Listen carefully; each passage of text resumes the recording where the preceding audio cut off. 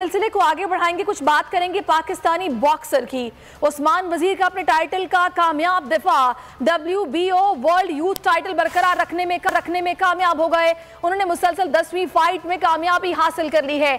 Dubai में होने वाली फाइट में थाईलैंड के बॉक्सर को शिकस्त दी है और अपने टाइटल का कामयाब दिफा किया है।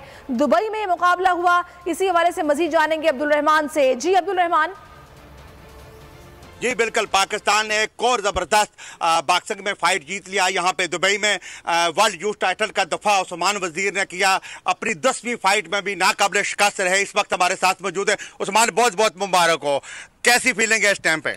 बिस्मिल्लाहिर्रहमानिर्रहीम, अल्हम्दुलिल्लाह। मैंने अपना ये फर्स्ट वर्ल्ड यूथ टाइटल मैंने डिफेंड किया है पाकिस्तान के लिए। देखिए, यही मेरा ड्रीम था कि first ever youth world champion बनूं। अल्हम्दुलिल्लाह मैं बना, एक हिस्ट्री बनाई इमरान खान, जहांगीर खान की तरह। तो अब मेरा एम ये है कि मैं अभी यूथ से ऊपर जाऊँ और जो टॉप और टाइटल्स है, WBC, WBA, जितने भी ओपन टाइटल्स हैं, वो भी मैं पाकिस्तान के लिए जीतूँ और इसी तरह पाकिस्तान का नाम पूरी दुनिया में रोशन करता हूँ। आज की फतह आप किसके नाम पे करेंगे? देखिए, ये जो मेरा विन है आज में, जो हमारे पेशावर में धमाका हुआ है, जितने भी हमारे पुलिस शहीद हुए हैं, ये मैं विन उनके नाम करता हूँ। हम तो सिर्फ यहाँ पे लड़ते हैं, उनने हमारे लिए जान दी, हमारे मुल्क के लिए। तो अल्लाह उनको जन्नत नसीब करे। सबको मेरी दुआएं उनके घर वालों के साथ है। तो ये विन मैं उनसे शहीदों के नाम करता हूँ।